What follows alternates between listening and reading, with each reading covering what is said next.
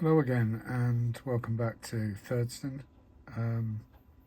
It's been a while since I've created a video and I just wanted to show off a little shell that I made for a Kato 009 chassis. So this is based on a model I found on Thingiverse, I believe.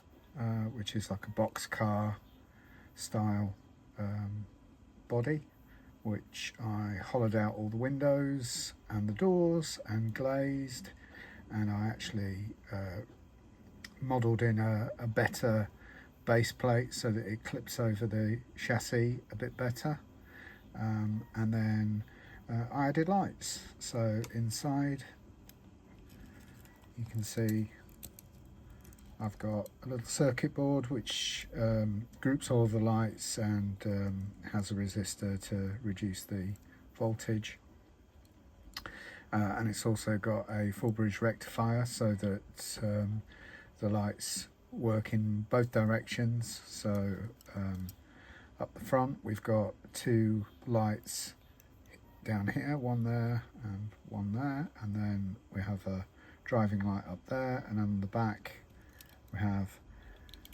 another two lights in the corners which are